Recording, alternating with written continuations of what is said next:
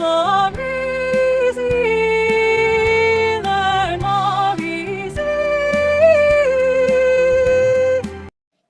తెలివి తక్కువ పిల్లులు. ఒక అడవిలో 2 పిల్లులు ఉండేవి. అవి 2 చాలా మంచి స్నేహితులు. ఒక రోజు ఆ రెండిటికి ఒక చిన్న రొట్టె ముక్క కనిపించింది.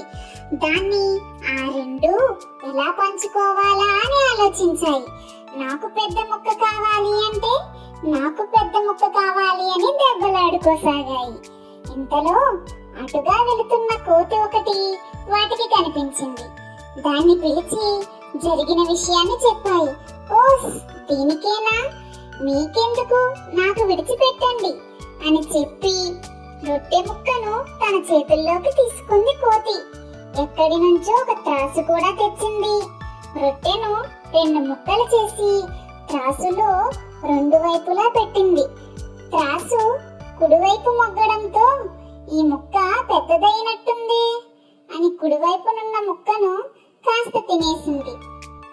ఈసారి ఎడమవైపు ఉన్న ముక్క పెద్దదయ్యింది అని దానిలోని కొంచెం తినేసింది.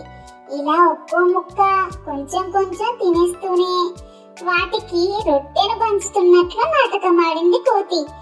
తినేస్తుంటే బాధగా ఉన్నా తమకు సమానమైన ముక్కలు వస్తాయని పిల్లులు మాత్రం ఆశగా చూడసాగాయి. చివరికి కోతే రొట్టె ముక్క మొత్తం తినేసి ఇంచక్క తన దారిన తాను వెళ్ళిపోయింది. అప్పటికి గాని పిల్లులకు తాము చేసిన తప్పు అర్థం కాలేదు. స్నేహితులమై ఉండి కూడా చిన్న రొట్టె ముక్క కోసం తగువులాడుకున్నాం.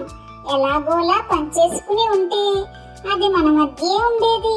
ఇద్దరము తినక మొత్తం రొట్టెను కోతికి పిలిచి మరీ ఇచ్చినట్లయింది అని తమను తామే నిందించుకున్నాయి. Subscribe, like. Thanks for watching.